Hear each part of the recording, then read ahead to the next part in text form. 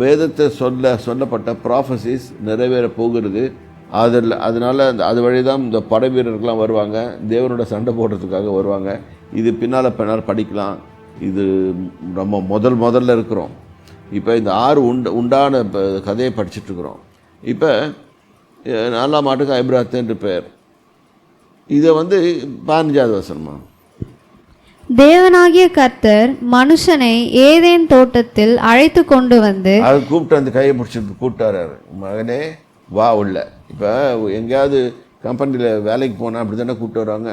கூப்பிட்டு உங்கள் ஹெச்ஆர் கூப்பிட்டு உட்கார வச்சு இதுதான் உன்னோட வேலை அப்படின்னு சொல்லி கொடுக்குறாங்கல்ல, அது மாதிரி இங்கே அவரே கூப்பிட்டு வர்றாரு. கூப்பிட்டு என்ன பண்ணுறாரு, அதை பண்படுத்தவும் காக்கவும் வைத்தார். பண்படுத்து, நீ இதுலேருந்து என்ன வேணா பண்ணிக்கோ, நான் இதை உன் கையில் விடுறேன், ரெஸ்பான்சிபிலிட்டியை உன் கையில் விடுறேன், நீ பார்த்துக்கோ அப்படின்னு சொல்லி கர்த்தர் சொல்கிறாரு. ஆனால் ஒரு கேவியட் ஒன்று போட்டார், நீ எல்லாத்தையும் சாப்பிடலாம், அந்த நன்மை தீமை அறிகிற இதை சாப்பிடாத அப்படின்னு சொல்லிவிட்டார். இதை இன்னொரு நாள் பார்ப்போம். இதுக்கு முன்னால் இதுக்கு இணையாக ஒரு வசனம் ஒன்று இது புதிய பாட்டில் மத்தேயு 25வது அதிகாரம் எடுத்துக்கொள்வோம். நம்ம புரிஞ்சுக்கணும், இது கர்த்தருடைய 2வது வருகையில் இது நடக்கும்னு, இந்த மாதிரி தான் நடக்கும்னு போடப்பட்டிருக்கு. மத்தேயு 25ஆம் அதிகாரம் 14வது வசனம். இது ஏன் எடுக்கிறேன்னா, இதை அறிஞ்சிக்கிட்டிங்கன்னா நம்ம பர்பஸ் என்ன, பூமியில் உருவாக்கப்பட்டது நோக்கம் என்னன்றது கண்டுபிடிச்சிக்கலாம். 14வது வசனம், அன்றியும் பரலோக ராஜ்யம் புறதேசத்துக்கு பிரயாணமாய் போகிற ஒரு மனுஷன் தன் ஊழியக்காரரை அழைத்து தன் ஆஸ்திகளை அவர்கள் வசமாய் ஒப்பு கொடுத்தது போல் இருக்கிறது. அவரே சொல்றாரு, தன்னுடைய எல்லாத்தையும் எடுத்து மனுஷங்கிட்ட கொடுத்துட்டாரு. கொடுத்து நீ பார்த்துக்கோப்பா, நான் போயிட்டு வரேன், நான் போகிறேன், இந்த வருடத்தில் வந்தேன், 2000 வருஷமாக உங்கள் கையில் கொடுத்துட்டேன், நீ பார்த்துக்கோ. இது இல்லாமல் இதுக்கு 2000 வருஷத்துக்கு முன்னாலேயே அவர் பூமியில் தான் இருக்கார். மனுஷனை கொண்டு தோட்டத்தில் உட்கார வச்சுட்டு நீ பார்த்துக்கோ, உனக்குள்ள திறமைகளை வளர்த்துருக்கேன், உனக்குள்ள திறமைகளை வைத்திருக்கிறேன். சரி, இப்போ பாருங்க, அவனவனுடைய திறமைக்கு தக்கதாக, அவனவனுடைய திறமை, அது இங்கிலீஷில் எப்படி போட்டிருக்கு, திறமைக்கு 15வது வசனம். To one he gave 5 bags of gold, to another 2 bags, and to another 1 bag, each according to his ability. This is called ability. Talent என்றது ability. ஒரு இதை கொடுத்தா அதை பெருசாக்கி வர்த்திக்க பண்ணி உருவாக்கி அதிலிருந்து நிறைய ப்ரொடியூஸ் சப் ப்ராடக்ட்ஸ் உண்டாக்குறது. இந்த வேலையை ஒவ்வொரு மனுஷன்கிட்டையும் கொடுத்தாரு. அது உங்ககிட்டையும் இருக்குது, எங்கிட்டையும் இருக்குது. இப்போ ஒரு நல்ல மனுஷன் என்ன பண்ணுவான், நிறையா உற்பத்தி பண்ணுவான். இதை தான் கர்த்தர் எதிர்பார்க்குறாரு. சோம்பேறி மனுஷன் சும்மா இருப்பான். சோம்பல் உள்ள ஊழியக்காரனே சொல்கிறாரு, சோம்பேறித்தனமாக இருக்காதீங்க, தயவுசெய்து உங்களுக்குள்ள கர்த்தர் எண்ணத்தை வைத்திருக்கிறார். டெய்லி ஆராய்ச்சி பண்ணி பாருங்க.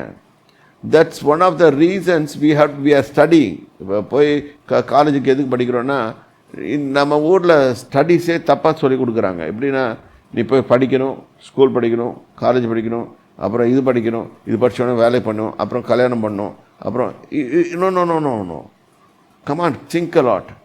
எப்போ பண்ணணும்னு கேட்டேன்னா, நான் எதுக்காக உருவாக்கப்பட்டிருக்கேன்னு இந்த பிள்ளைங்களுக்கு கொடுங்க. என் பேர குழந்தைங்களுக்கு நான் அமெரிக்காவில் பார்க்குறேன், அதுங்களை இஷ்டப்படி விட்டுறாங்க. அதுங்களை டேலண்ட்டை சர்ச் பண்ணுறாங்க, அதுக்குள்ளே என்ன டேலண்ட் இருக்குதுன்னு சொல்லிட்டு அதுக்கேற்ற மாதிரி அதுங்களை ட்ரெயின் பண்ணுறாங்க. Then they are successful. That's a reason, one of the reasons that the western countries are very successful, innovative and creative. இது நம்ம எஜுகேஷன் சிஸ்டமே இன்னும் பிரிட்டிஷ் எஜுகேஷன் அந்த காலத்தில் இருந்தது போல் இருக்குது. அதனால தான் இன்றைக்கி இப்போ ஃபெயிலியர். இன்றைக்கி தேவை என்னென்னா, இப்போ இப்போ ஏஐ கண்டுபிடிச்சிட்டாங்க, இப்போ ஏஐக்கு ட்ரெயின் பண்ணோம், அதுதான் முக்கியம். நேற்று ஒரு சின்ன வாலிப பையன் அவன் ஒரு கம்பெனி வச்சுருக்கானா, அவன் ஏஐக்கு எல்லாரையும் ட்ரெயின் பண்ணுறான்னா, அதில் சேட் ஏதோ ஒரு இதை போட்டுட்டு வச்சுக்கிட்டு அவன் இங்கிலீஷ் ட்ரெயினராக இருக்கிறானோ அதை வச்சு சரி அவனுக்கு தன்னை இது அப்போ அவன் சொல்கிறான் வயசுக்கும் இதுக்கும் வித்தியாசம் கிடையாது, எல்லாருக்குள்ளேயும் தாளந்து இருக்குது. இதான் ஏன் இதை சொல்கிறேன்னு கேட்டால் நம்ம கிறிஸ்தவ மக்கள் சோம்பேறிகளாக சுற்றி கொண்டே இருக்கிறார்கள். அதனால தான் சொல்கிறேன், இது மாதிரி சுத்தாதீங்க. உள்ளக்குள்ளே நிறைய டேலண்ட் வச்சுருக்கீங்க, அந்த டேலண்ட்டை எடுத்து பயன்படுத்துங்க அவனுடைய திறமைக்கு தக்கதாக. இப்போ உங்களுக்கு அதிகமாக வேணும்னு கேட்டிங்கன்னா அதிகமாக ஆண்டவர்கிட்ட ஜெபம் பண்ணுங்க. ஆண்டவரே எனக்குள்ளே இருக்கிறது நான் என்ன செய்யணும்னு சொல்லிட்டு எடுத்துக்க சொல்லுங்கள் அப்படின்னு சொல்லி அவரை கேளுங்க. அவர் சொல்லிக் கொடுப்பாரு, ஆவியானவர் சொல்லிக் கொடுப்பாரு. அது செய்யாமல் நீங்கள் ஓன் மெத்தடாலஜி ட்ரை பண்ணிங்க, it will be a failure. அதுதான் இந்த வசனம் படிக்குது. நான் ஏன் அந்த வசனத்தை கொண்டு வந்தது ரீசன் கதை அதுதான் கொண்டு வந்திருக்கேன். 15வது வசனம் படிக்க அவன் தமிழில் வசிங்க. அவனவனுடைய திறமைக்கு தக்கதாக. திறமைக்கு அந்த வார்த்தையை அண்டர்லைன் பண்ணிக்கோங்க, திறமைக்கு தக்கதாக. இயேசுநாதர் இந்த வார்த்தையை பயன்படுத்துகிறாரு. Owner of the world is using this word. யோசனை பண்ணி பாருங்க. அப்போ ஒரு ஆளுக்கு திறமை குறைவாக படிச்சிருக்காரு இல்லை, பர்பஸ் வித்தியாசம் ஆகுது ஒவ்வொரு மனுஷனுக்கும். ஒருத்தனை டாக்டராக படிச்சிருப்பாரு, ஒருத்தனை என்ஜினியர் ஆகணும்னு படிச்சிருப்பாரு, ஒவ்வொருத்தனை ஒவ்வொரு மாதிரி. இந்த டாக்டரை கொண்டு வந்து அவனை போய் வேறு ஏதாவது டிபார்ட்மெண்ட்டில் விட்டோம்னா அவன் என்ன பண்ணுவான்? அவனுக்கு உண்மை பண்ண முடியாது. அவனுக்கு இருக்கிறதெல்லாம் டாக்டர் பண்ண. நம்ம ஊரில் இப்போ நம்ம பிள்ளைங்களே படிக்கும்போது நானும் பண்ணியிருக்கேன் அந்த தவிர. பிள்ளைங்களை படித்தவொடனே நீ என்ன ஆகுற, இப்படி ஆகுறியா, இப்படியா இதான் எனக்கு ஆசை. நம்ம ஆசையை அவர்கள் மேலே திணிக்கணும். அது மாதிரி திணிக்காதீங்க.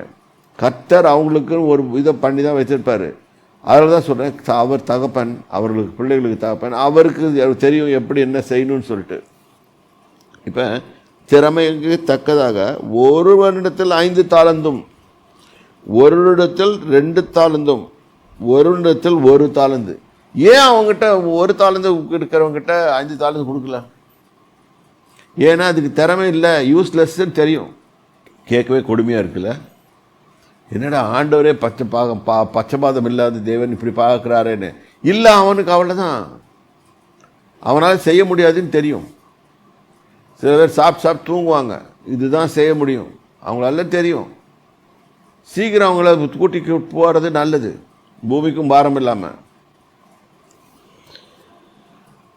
தெருவில் அதிகமாக வந்தால் நம்ம அப்படி செய்ய முடியாது. சில பேர் நிறைய geniuses, they also die very fast.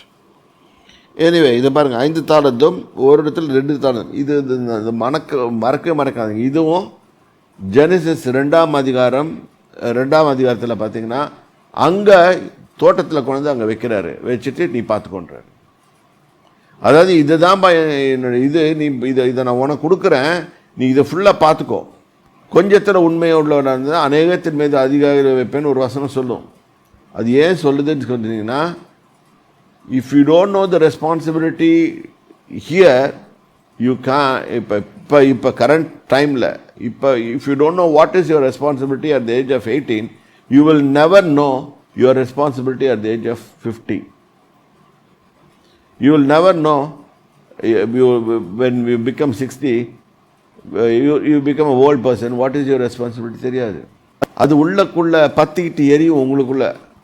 அந்த பத்திட்டு எரியிறது, இதுதான் நான் கற்றுக்கணும், நான் இன்னும் வரணும், நான் நிறைய க்ரியேட்டிவாக இருக்கணும். It's not money, it's about talent. God talks about talent. Increase ஒரு ப்ராடக்டை ஏதாவது ஒன்று இன்க்ரீஸ் பண்ணணும்னா அது டேலண்ட்டு, கண்டுபிடிச்சி அதை இன்க்ரீஸ் பண்ணலாம்.